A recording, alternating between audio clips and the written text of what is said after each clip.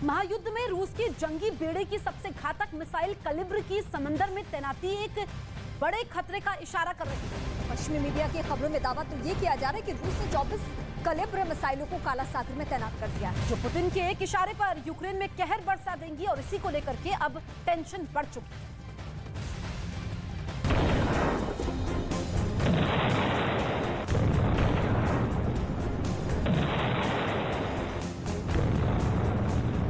आज 9 महीने बाद यूक्रेन की जमीन रूस की बारूदी बारिश से बर्बाद हो चुकी है। आसमान से बमों की बारिश करने के बाद रूस ने अब युद्ध क्षेत्र में ठोस कदम उठाया है, जिसे सुनकर अमेरिका, यूक्रेन समेत नेटो देशों के माथे पर शिकन आ गई है। पश्चिमी मीडिया में दावा किया जा रहा है कि रूस ने काला सागर में 24 कलिब्र क्रूज मिसाइल तैनात कर दी हैं। यूक्रेन के खिलाफ रूस ने अपने उन सभी घातक हथियारों को जंग के मैदान में उतारा है, जिनसे वो यूक्रेन को शिकस्त दे सके। फिर चाहे वो मिसाइल हो या फिर ड्रोन या फिर सोवियत काल के हथियार, अपने बारूदी खाने में रखे छोटे से लेकर बड़े हर एक हथियार का दम पुतिन इस युद्ध में दिखा रहे हैं।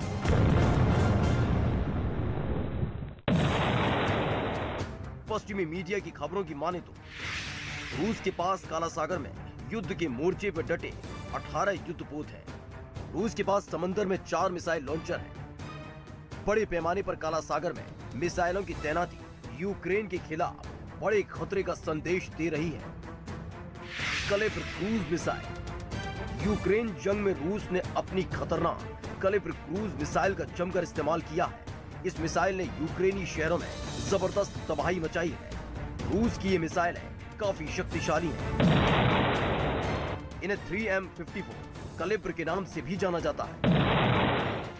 1500 से 2000 किलोमीटर की दूरी तक मार कर सकती है। अपनी रेंज में आने वाले हर टारगेट को कलिब्र नेस्त नाबूद कर देती है।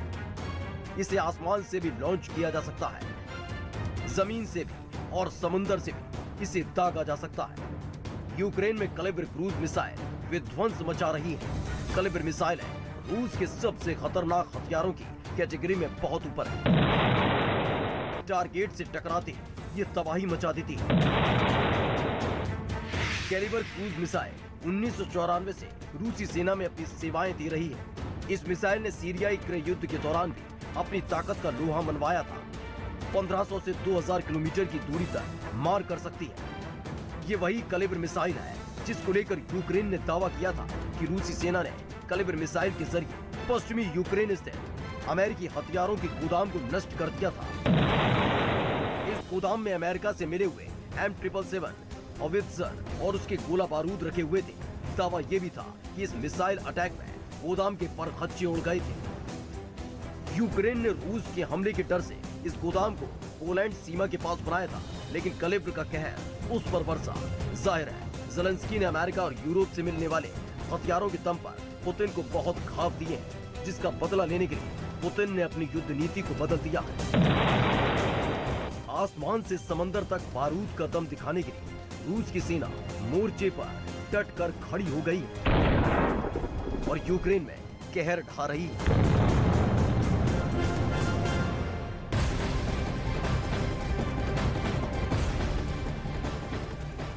जंग के मैदान से एक और बड़ी खबर निकलकर सामने आ रही है। यूक्रेन के सैनिक पूरे जोश में मोर्चे पर डटे हुए हैं और जिसका वीडियो यूक्रेन के दक्षिण इलाके से आया है, जिसमें यूक्रेन की आर्टिलरी यूनिट रूस से मुकाबला करती हुई दिखाई दी। तोप से गोलीबारी की जा रही है। इस स्पेशल ऑपरेशन में रूस के ठिकानों को खोजकर उन्हें तबाह किया गया है।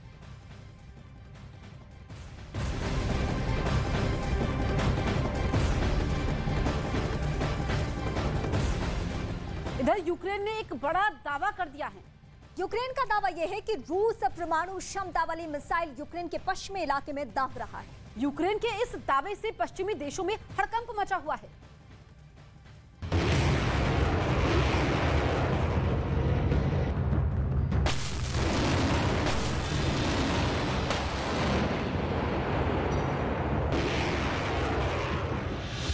मिसाइलें ही मिसाइलें बिछी हैं।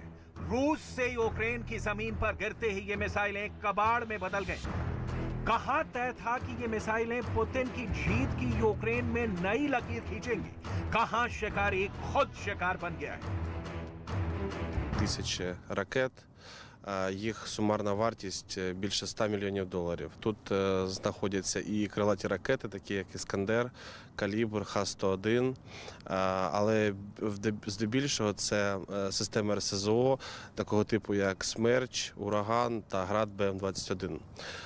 Цими снарядами обстрілювали цивільну інфраструктуру міста Харкова, зокрема це खार्किव में एक अनडिस्क्लोज्ड लोकेशन से आई इन तस्वीरों की माफिक ही इस वक्त रूस के सैनिकों का हाल है।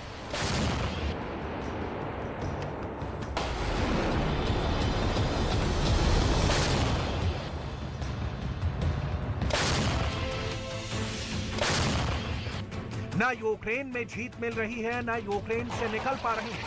युद्ध की विभीषिका में जलते यूक्रेन युद्ध के सवाल के गोले सिर्फ डिस्कस हो रहे हैं। वॉशिंगटन डीसी में, फ्रांस में भी, जर्मनी में भी, ब्रिटेन में भी, क्रेमलिन में भी और कीव में भी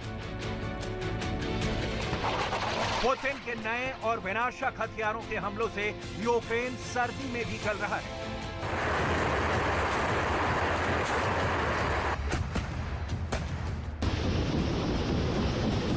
खार्किव से लेकर खेरसॉन तक पुतिन की सेना कोहराम मचा रही है, लेकिन सिक्के का दूसरा पहलू यह है कि कोहराम मचाने वाले रूस के सैनिक युद्ध क्षेत्र में हार पर हार झेल रहे हैं। ज़ेलेंस्की की सेना रूस की सेना पर भारी पड़ रही है।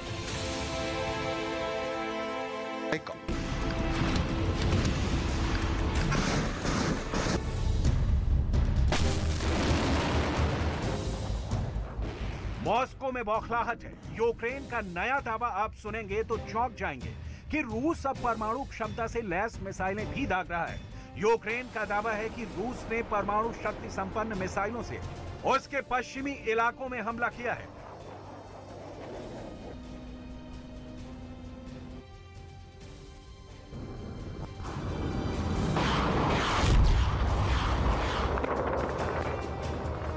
यूक्रेन के इस दावे की सच्चाई शंका से परे नहीं है, लेकिन तस्वीरें झूठ नहीं बोलती। इस हफ्ते कहीं से भी पुतिन की सेना की जीत की कोई खबर नहीं आई है। इस फैक्ट के बावजूद पुतिन ने खेरसॉन की हार के बाद यूक्रेन पर मिसाइल हमले तेज कर दिए हैं। सवाल है कि क्या पुतिन के उन घातक मिसाइलों का अंजाम भी कुछ ऐसा ही हुआ है?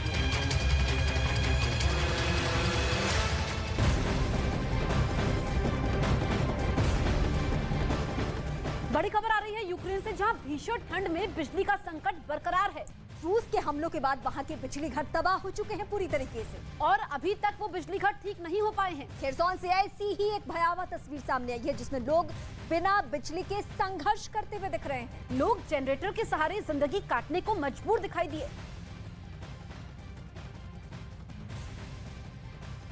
ये हर कोई जानता है कि पुतिन जीत के लिए किसी भी हद तक जा सकते हैं। ऐसे में परमाणु क्षमता वाली मिसाइल अटैक के यूक्रेन के दावे से हड़कंप मच चुका है। वहीं अमेरिका ने रूस के सामने बातचीत के रास्ते खोल दिए, लेकिन जब बातचीत के लिए बाइडेन ने युद्ध रोकने की शर्त रखी तो पुतिन भड़क गए।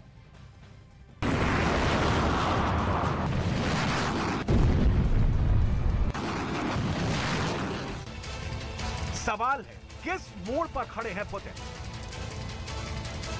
ज़ेलेंस्की और बाइडेन बोले तो नाटो। जो बाइडेन के पैगाम पर रूस का रिएक्शन बड़ा तगड़ा है। दिमित्री पेस्कोव ने बहुत सोच समझकर हालात का हुलिया देखकर ये बयान दिया है। ये बयान सिर्फ रूस का नहीं, ये बयान है जंग के जारी रहने का। ये बयान है पुतिन का बदला अभी अधूरा होने का। सुनिए बाइडेन की शर्तों वाले वार्ता की पहल पर रूस का रिएक्शन। फिर बताएंगे कि बाइडेन ने कैसा शांति प्रस्ताव रूस को चिपकाया था कि पुतिन भड़क गए। При этом, и это очень важно, то есть очень важно это давать увязки, но при этом президент Путин был, есть и остается открытым для контактов, для переговоров. प्यार और वॉर दोनों में जहां शर्त होती है, वहां नाकामी की 90% गारंटी होती है। बाइडेन ने पुतिन के लिए शांति वाला हाथ तो आगे किया, लेकिन उस शांति के ऊपर अपनी शर्तों का लबादा उड़ा दिया। No immediate plans to contact Mr. Putin. Mr. Putin is choose my words very carefully. I'm prepared to speak with Mr. Putin if, in fact, there is an interest in him deciding he's looking for a way to end the war. He hasn't done that yet. If that's the case, in consultation with my French and my NATO friends, I'll be happy to sit down with Putin to see what he has in mind. He hasn't done that yet. Kherson में रूस की पराजय के बीच Biden का बयान यूं react कर दी गई कोई प्रतिक्रिया नहीं है। फ्रांस के राष्ट्रपति इमैनुअल मैक्रों के ज़हन में भी साफ है कि जब पुतिन परमाणु हमले तक की धमकी दे रहे हैं, उस बीच अमेरिका की शर्तों पर भला वार्ता के लिए क्यों राजी होंगे। आप जो बाइडेन को ध्यान से सुनिए, उनके शब्दों में रूस के लिए मैसेज बहुत लाउड एंड क्लियर नहीं है। ऐसा क्यों है, इसकी डिटेल आगे दिखाएंगे। अभी बाइडेन को सुन लीजिए। Look, there's one way for this war to end, the rational way. Putin to pull out of Ukraine, number one. But it appears he's not going to do that. He's paying a very heavy price for failing to do it, but he's inflicting incredible carnage on the civilian population of Ukraine, bombing nurseries, hospitals, children's homes. It's sick what he's doing. दुनिया भर के expert Biden के शांति प्रस्ताव पर रूस से उम्मीद कर रहे थे बात आगे बढ़ेगी, लेकिन रूस हारता भले दिख रहा हो, हारा नहीं। रूस ने बाइडेन को करारा जवाब दिया। При этом, это очень важно, то есть очень важно это давать в увязке, но при этом президент Путин был, есть и остается открытым для контактов, для переговоров. वाशिंगटन डीसी का लोडेड शांति प्रस्ताव रूस ने ठुकरा दिया।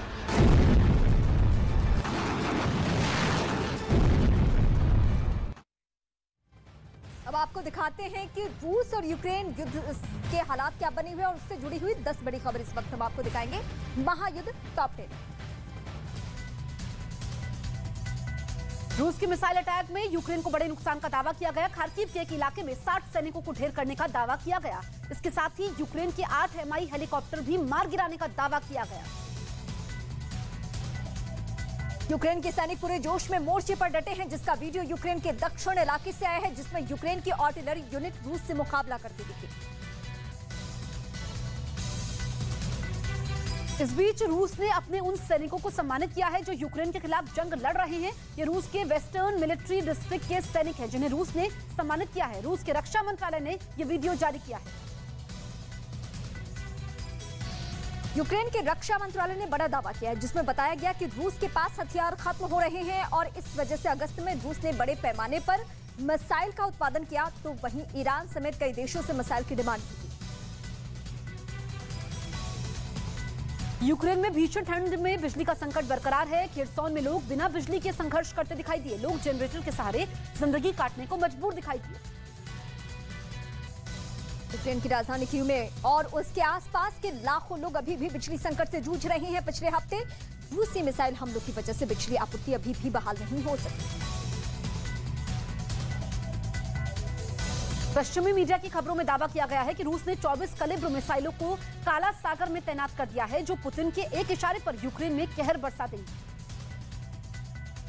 उसके तेल का दाम को $60 प्रति बैरल करने पर यूरोपीय यूनियन को रूस ने बड़ी चेतावनी दी है। कहा कि इसका समर्थन करने वाले देशों को वो आपूर्ति बंद कर देंगे।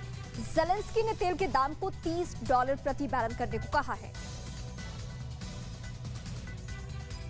रूस बेलारूस के रक्षा मंत्रियों की बैठक में युद्ध में शांति पर बातचीत की गई। बेलारूस के राष्ट्रपति ने कहा कि रूस और बेलारूस शांति के लिए तैयार हैं, लेकिन यूक्रेन की बातचीत की इच्छा ही नहीं है।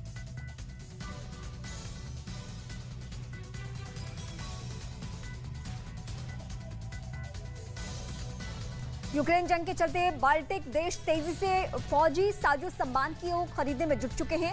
एस्टोनिया ने अमेरिका से $200 मिलियन कीमत के हाइमर्स मिसाइल खरीदने का ऐलान किया है। इससे पहले लातविया और लिथुआनिया भी हाइमर्स मिसाइल की इच्छा जाहिर कर चुके हैं।